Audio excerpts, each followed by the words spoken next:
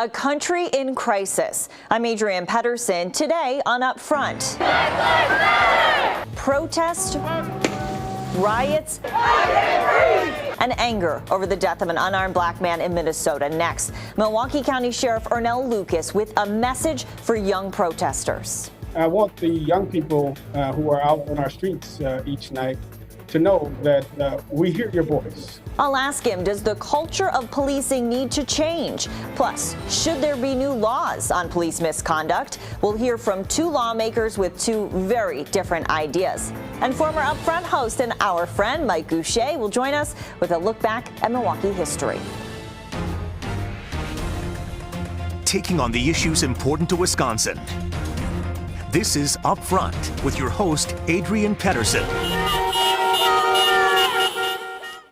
Anger, outrage, grief, sadness. The death of an unarmed black man in the custody of Minneapolis police has set off a wave of protests. Thank you for joining us. Protesters in Wisconsin and across the country are calling for justice in the wake of George Floyd's death. There have been nearly daily protests in Wisconsin. A few people turned violent, vandalizing and looting businesses. Community leaders say that shouldn't overshadow the problem of systemic racism and demands for an end to police brutality and misconduct. So today on Upfront, we ask, is there a culture in policing that needs to change? We're starting that conversation today with Milwaukee County Sheriff Ernell Lucas. I know you're very busy right now, so we appreciate you making time for us, Sheriff. You grew up in Milwaukee. You were a Milwaukee police officer. How does that affect the way you're doing your job right now? Well, I'm very proud of being a product of Milwaukee's Hillside Housing Project and product of the Milwaukee Public School System, and had a wonderful career in the police department before going on into another career prior to being elected sheriff. It hurts me to see what's going on in this community. There's been a lot of challenges and disparities that have not been addressed in our community.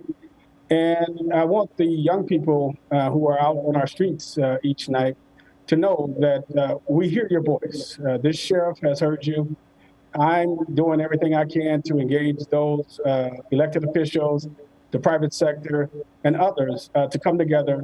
And let's begin a substantive discussion on the issues, and then begin a process of addressing those issues. You said it hurts you to see what's going on. What hurts you? Oh, just to see the pain that a lot of people in this community are suffering, the lack of health care, the lack of educational opportunities, the lack of jobs. And it was all even further compounded by the COVID, when we see people losing their jobs, people that were gainfully employed and raising families, sustaining a living, to see them lose all of that because of the COVID, it's painful to watch. And I know that there's more that can be done. I know that there's more that needs to be done. The impact and the effects of what we witnessed in Minneapolis a week ago only exacerbated the problem. So it's time for everybody to come together, and let's start working together to make our community a better place. When it comes to training, the death of George Floyd has really reignited this question of law enforcement training. And we've all seen this video over and over again now with the police officer's knee on Mr. Floyd's neck as he's saying, "I can't breathe." So I think I should just ask you flat out, have you ever seen that type of move in your training? Well, one thing I've always said in law enforcement, there's two things that will find law enforcement in a courtroom and judgments awarded to individuals. And that is our failure to train and our failure to supervise. And no matter what incidents we're talking about, it is because of our failure to train and our failure to supervise. So it's more important that police chiefs and sheriffs all around the country adhere to best practices in our profession. Positional asphyxia, as it's known, is something that we've been talking about in this profession since the 80s.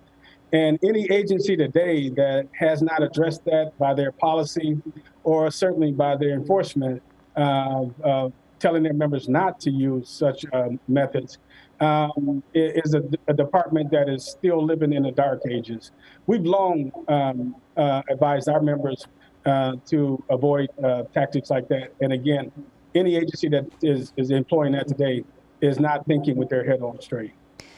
Sheriff, is there something that needs to change in the culture of policing when it comes to interacting with people of color? Well, I think there's got to be a more openness on the part of chiefs and sheriffs around this country.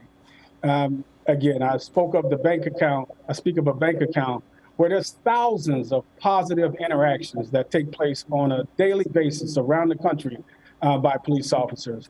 But when there are incidents like we saw with Mr. Floyd, where the officer utilized a technique that's totally inappropriate and took a man's life, that withdrawal from that bank account sets the entire profession back. So it's important for chiefs and sheriffs to be actively talking to their people, talking to their supervisors as to how we are to conduct ourselves when interacting with the public. Community policing can't just be a phrase. It has to be a philosophy, and we have to go out every day and work harder each day to try to make that inroads and bringing the police and the community together. Obviously, this was a problem in Minneapolis. Do you think this is a bigger problem? We're not without our challenges, by far.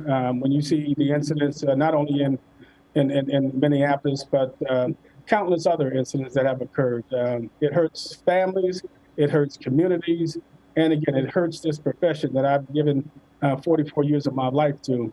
So I want to see us begin the process of healing and working with people in this community and all across America to try to change the narrative that the police and the community are one. And again, if it starts with this sheriff, then I'm more than willing.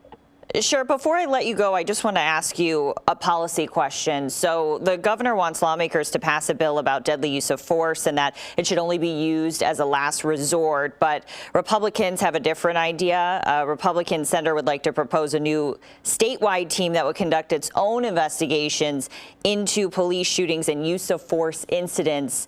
Do you support either or both of those ideas? Well, deadly force has been trained for, again, the time that I've been in this profession, as a last resort.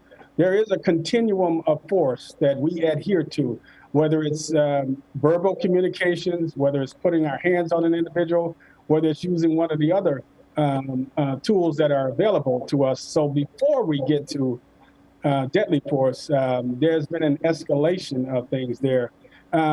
I don't know why we are revisiting that, because I think by and large every agency in the state and in the country, for that matter, teaches that as a method. Sheriff Ernell Lucas, stay safe. Thank you. Thank you. States, including Wisconsin, have called out the National Guard to help keep the peace. President Trump said he's prepared to send federal soldiers into cities and states that don't take enough action. I talked to Vice President Mike Pence last week and asked him if he supported use of the military to quell violent demonstrations. Do you want to see the military step in? The American people believe in law and order.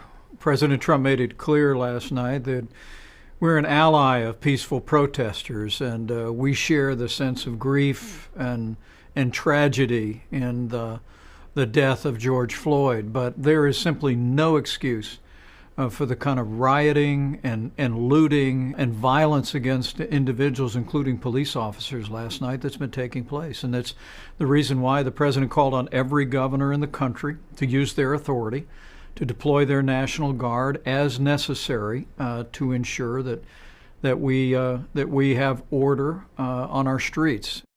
Coming up, police use of deadly force. What needs to change, and how should officer-involved deaths be investigated? We have two views from two state lawmakers. And later, we're happy to have Mike Goucher back with a new project. He'll take a look back to when socialists ruled Milwaukee.